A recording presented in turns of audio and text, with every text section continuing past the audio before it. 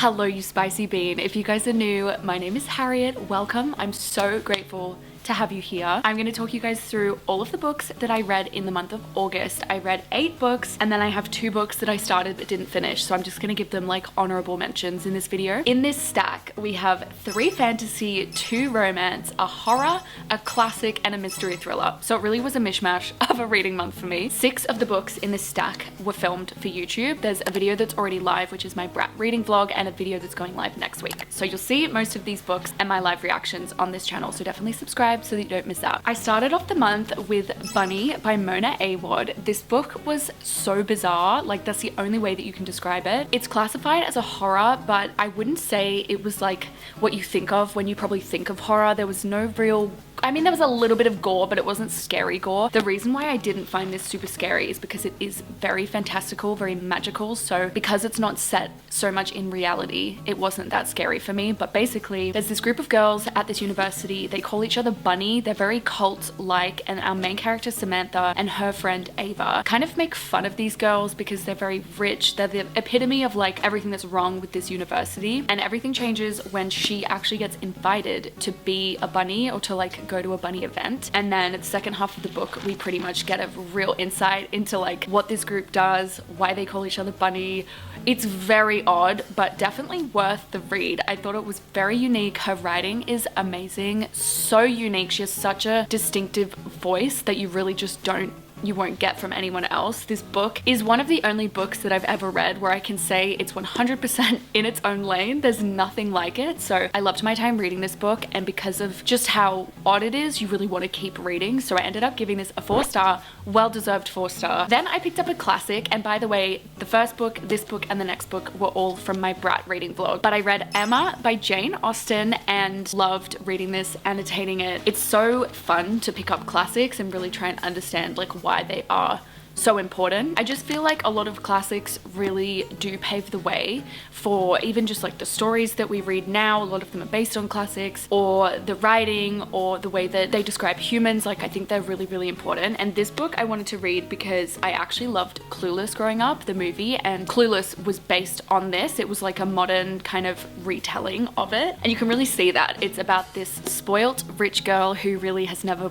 had a hard day in her life, and you just basically go through her life, explore her relationships. She meets this girl called Harriet who she ends up kind of taking under her wing, showing her into society, and I don't know, it's just a really cool look at life in the 1800s, but also there are so many similarities between then and now, like the way that people act, the way that they feel. You'd think that everything would be so different, and obviously the world is different because the time is different, but there's so much about this book that still rings true today, which is why I think it's such a fun read, but definitely a bit of hard work. I'm not going to sit here and pretend that it was like a quick, easy read. Reading classics are very different to reading regular books because of the writing, the language is different, everything's different, but I ended up really enjoying this. I rated this a 4-star. Definitely recommend it. It's a really fun classic to read. The next book that I read was Divine Rivals. This book took me so by surprise, I can't even explain. I have heard so many people talk about this book. It's one of those kind of viral, like really hyped books, and it's a YA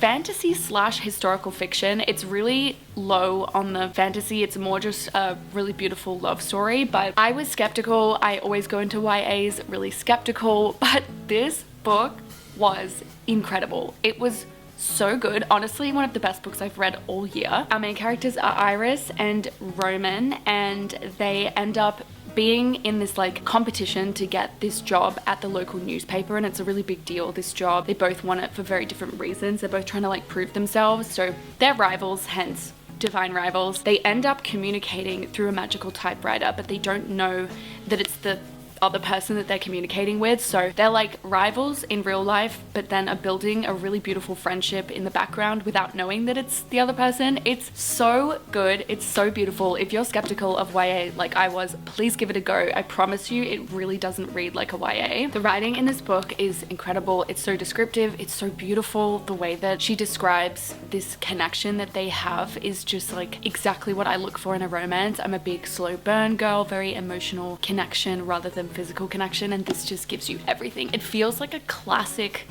romance, like an old classic romance. Does that make sense? Like it's just there's something in this book I don't know what she put in it, but this was a 5-star. I'm obsessed. Like, I want to reread this again already. It was that good. Then I read When the Moon Hatched by Sarah A. Parker. I actually started this book, I think the previous month, and I just could not get through this book. I'm sorry, because I know that this book is pretty popular. It was really well anticipated by the book community, and I did not fuck with this book. Our main character, Rave, is this kind of assassin, like baddie. She kills a bunch of people, but I think she only kills people who have done bad things, and she has this feeling inside of her that like she's forgotten who she is. Like, there's a lot that she blocks out of her memory. I think she describes this like lake where she just locks all of her memories under, basically. And then our main character, Khan, is a dragon rider. They meet in this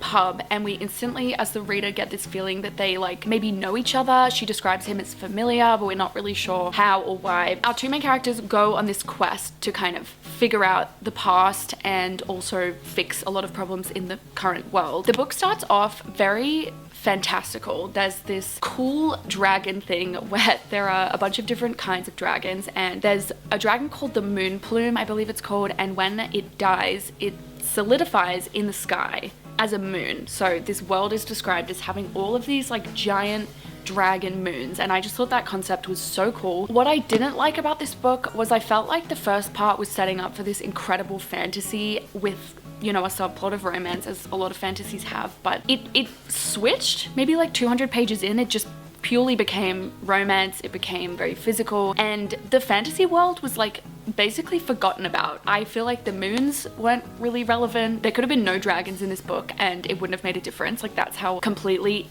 inadequate they were to the plot. For 700 pages or whatever this is, it was not worth the payoff, unfortunately. If you like romance, like really heavy romance with almost a fantasy subplot, I feel like you might enjoy this, but the writing didn't justify like the length that this story took to tell. The ending wasn't that good. The journey that they went on to figure out kind of Rave's memories and her past was cool. That was like the only saving grace about this book. But yeah, overall, this put me in a huge slump. I felt like I wasted my time reading this. I'm sorry to be brutal, and there's so many other fantasies or even romanticies that I would recommend over this book. It just didn't do it for me. I can't remember what I gave this book. I gave it a 2 stars. And I wrote, "Inhales deeply, Sarah A. Parker, I need to talk to you, babe." The next book I read was Daisy Hates. I finally got back into the Magnolia Park series. I read the first book way earlier this year and I actually really enjoyed it. I gave it 4 stars. This book is told from Daisy's perspective, but we also get chapters from Christian and Daisy's older brother, Julian. I thought this book was so fun. Like, I didn't realize that this was the same timeline as the first Magnolia Parks book. So I feel like some people tandem read them because it basically goes like chapter by chapter into the same events that were in the first book, except this time you get it from these characters' perspectives. It was really cool. I really enjoyed that part of it. The thing about these books is that I just can't put them down. A lot of people say that her writing is incredible, and it's so subjective. Books are so subjective. I'm just me and it's just my opinion, but I don't think her writing is that incredible. Like, I've read better writing, but what she does so well is she describes emotions and feelings so well. She has this writing style where either you get these quite short sentences that are like, not this, not that, doing this, like very short and sweet, and then you get these long sentences where she describes emotions where it's like, I felt like I was this and this and this and this is that, and it just keeps going. And for some reason it just really works with my brain because that's how I think. Like, I don't do a lot of full stops when I'm thinking, so I love that she does that when it comes to emotions. I'd love to find an example, but I actually didn't annotate this book and I wish I did. But yeah, I couldn't put this down. My only criticism of this book was I hate footnotes in a book. Like, it just doesn't do it for me. I'll show you guys what I mean, but this is the first page and I will say it gets better as the book goes along. But see down here, these are all footnotes. So you have to like read this and then find the footnote and then go down here, and it just takes me away from the story. This book was a 4-star. I loved my time reading this and I am so excited to go into the kind of later part of the series because I think things are gonna get super emotional, super deep, and I just feel very attached to these characters. Then I picked up The Dead Romantics. These 3 books, the last one, this one, and the next one, are in the reading vlog that's going live in a week or so. She wrote The 7-Year Slip and A Novel Love Story, both of which I've read. A Novel Love Story was her new release. I didn't like it that much, but The 7-Year Slip was a 5-star read. Goodreads. So this was kind of like the decider on whether I think she's a good author that I'll buy from a lot or not, and I did really like this book. It's a romance, but it has magical realism in it. All of her books do. So there's just like one element that's slightly magical. It doesn't make a heap of sense. It's not like a fantasy where the world has rules and stuff. It just exists. So in the 7-Year Slip, there's a magical apartment. In this book, there's ghosts. And ghosts are a very big part of this story. Our main character, Florence, is a ghost writer. Her family owns this funeral home. A big family thing happens and she has to go back to her family home, and that's where the funeral home is. And basically she opens the door and there's a ghost, but it's her new editor. It's the editor for the book series that she ghost writes for, and she's like, what the fuck, you're dead. And that's kind of like the start of the story. That's not a spoiler because it is all on the back of the book. I just thought this concept was amazing. I thought the emotional depth was really cool. I've also never really read a main character quite like Florence Day. I love the way that Ashley writes her female main characters. I did read on Goodreads a lot of criticism about the male main character of this book, but I really liked him. And yeah, I thought the ending was really cute, so I ended up giving this a 4-star. If you just want like a quick romance that has emotional depth, it's not particularly like physical, then this is a really good one. I enjoyed it, got a lot of good quotes out of it. I always try and show you guys my annotations and it's never like focused, but when a book hits, I annotate, and this one hit. The next book I read was Lock Every Door by Riley Sager. This book is not my first Riley Sager book. I read The Only One Left, which I really enjoyed. I think I gave it a 3 or a 4-star. It was good. It wasn't like the best thriller I've ever read, but I was excited to go into this one because I've heard a lot of great things about this book. This book is set at the Bartholomew, which is this old, almost it's described as like this mansion, but it's full of apartments in Manhattan, and you have to be really rich to live there. Nobody's allowed in, and you're not allowed to take photos inside, so it's very secretive, very secure. And our main character Jules gets employed to be a house sitter or an apartment sitter at one of the really nice apartments in the Bartholomew. So she's sent into this new, very creepy, eerie world. One of her friends who lives in the building goes missing, and she realizes that that's not the only person who's gone missing in this building. So Jules goes on this journey to figure out what the fuck happened, what's going on in this apartment complex, and yeah, we kind of uncover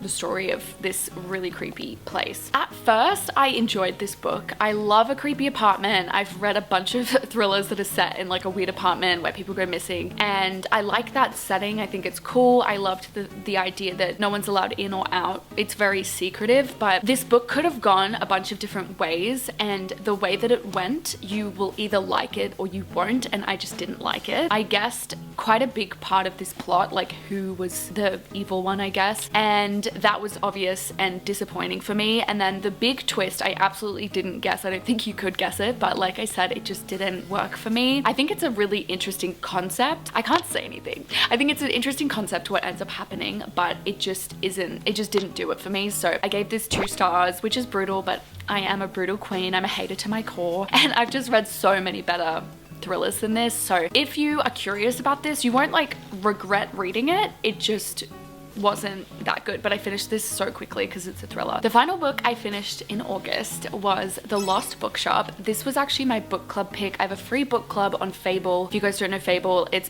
basically Goodreads, but 10,000 times better, and you can have like book clubs on there and it's free. I'll link it down below. This was the August book club, and next month the book club book is The Bodyguard by Catherine Center, so definitely join if you want to. But the concept of this book is so good. Like, I still love the concept. There's this bookshop in Dublin that vanishes. It's the Lost Bookshop. We have our main character Opaline, who her story is told in, I think it's like the 1920s, so quite a while ago, and we figure out her story, how she kind of comes into contact with the bookshop. You figure out her life. She's like quite an independent woman for being in the 1920s, and it's really cool to see her story. She doesn't believe in, or she doesn't not believe in marriage, but she doesn't really want to get married, and she goes on this entrepreneurial journey, I guess you could say. And then our present day characters are Martha and Henry. Martha is a clearly like very troubled young woman. She's had a really horrible kind of situation happen with her ex-partner, and she ends up moving in